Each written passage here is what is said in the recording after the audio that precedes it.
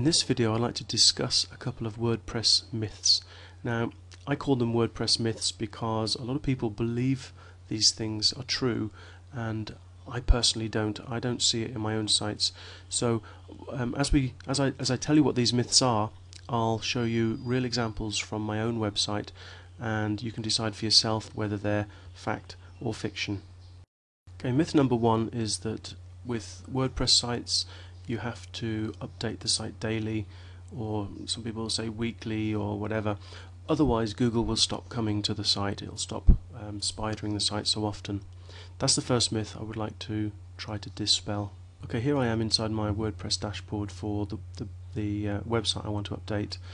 If I go to the posts, I've just finished posting one for the sake of this video, which you'll see in a minute, but I just wanted to show you, here we are, blood glucose sniffing dogs. That's posted 58 minutes ago today. Before today, the last article that was posted on this website was posted on the 24th of May, and that's more than 2 months ago.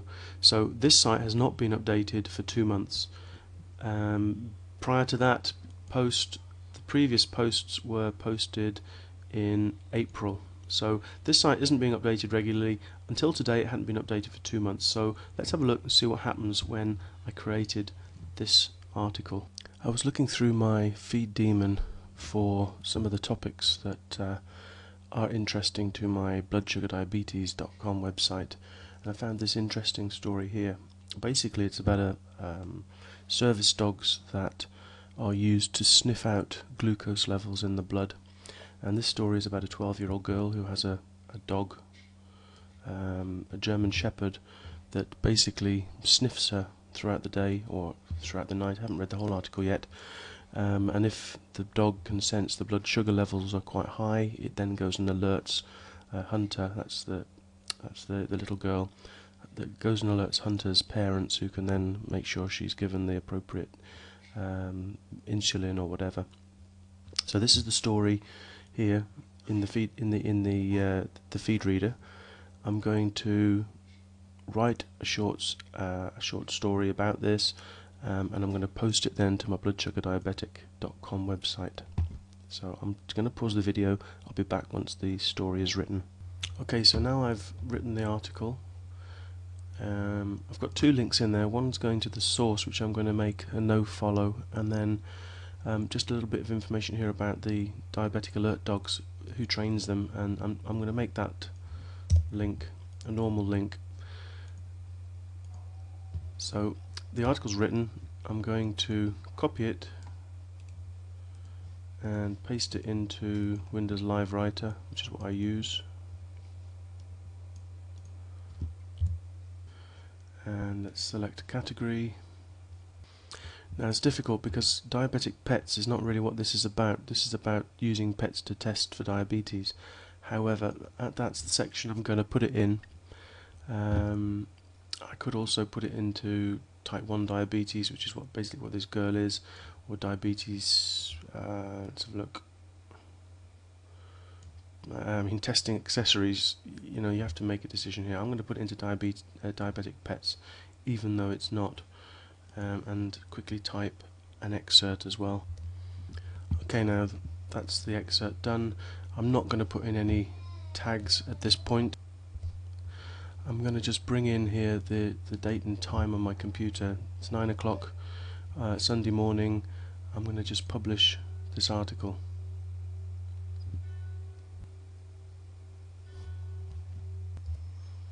And here on the site, if I scroll down to the diabetic pet section, there's the article there. You see, I posted on August the 2nd, 2009. Okay, I just went to make a coffee and came back and checked. You can see now that blood glucose sniffing dogs, my site, the article has actually been indexed now in Google 3 minutes ago. Well, the current time is 9:05, so 3 minutes ago would have been 9:02, which means that it basically took a couple of minutes to get into Google, which isn't bad. Now, even though Google found it a couple of minutes ago, it usually takes another 5 or 6 minutes before it starts getting found for the searches that you're targeting. In this case, I was just targeting blood glucose sniffing dogs. It's not a competitive term by any means. It's more to show you how this works. I've left it a few more minutes, and I just want to search now for blood glucose sniffing dogs, which was the term I wanted to try and rank for. And there we are at number 1 in Google. That article was posted 12 minutes ago. Myth number 2 is that WordPress posts never maintain their rankings. In other words, you might get it into the top 10 of Google, but those rankings will drop and gradually they'll disappear, and you'll lose all the rankings that you had. That again is something I haven't seen, and I'd like to show you some proof of that. A lot of people assume that just because you're building a site with a blog means that your rankings are going to just disappear over time. So let's have a look, and that page is the one we've just done. So that one, if I search for it, it's number 1 at the moment.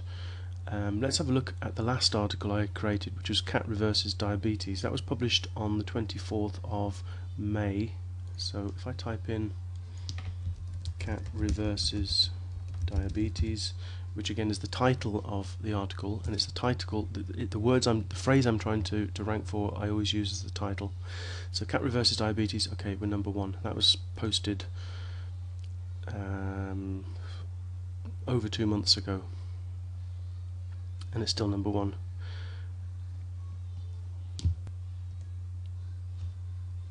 If we continue going down to find some older articles, okay, here's one from January, the 25th of January 2009. The phrase I was targeting was pre-diabetes saliva tests. So let's have a look at that.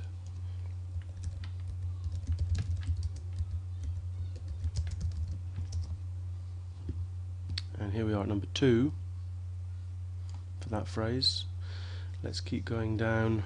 Let's go a bit further down. Let's go on to page 3 and have a look. Okay, what is a sugar spike when you have diabetes? The actual phrase I was going for there is diabetes sugar spike, which is what I put in the tag here. I was experimenting a little bit. We'll try both. What is a sugar spike when you have diabetes?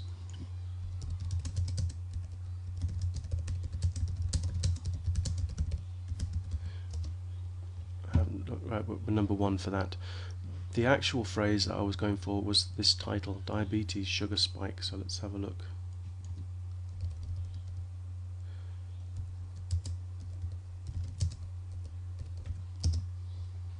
And we're number 1 for that as well. So let's have a look down. Okay, next one. These ones, by the way, that one was published in November last year. Glycemic index of beer was a short article on this. That was published at the end of October last year. So let's have a look at that.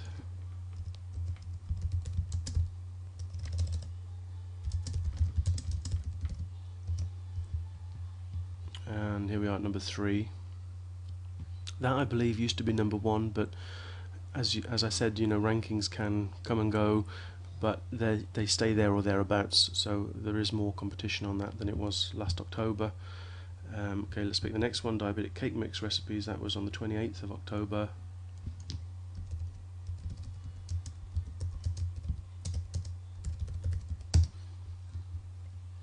And here we are at number 1 for that term.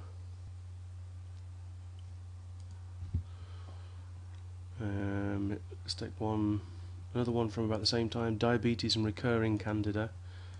So diabetes and recurring candida. And that's at number 1. Let's have a look. What happens if you take out the recurring bit and just have diabetes and candida? And here we are at 1, 2, 3, 4. We're at number 5.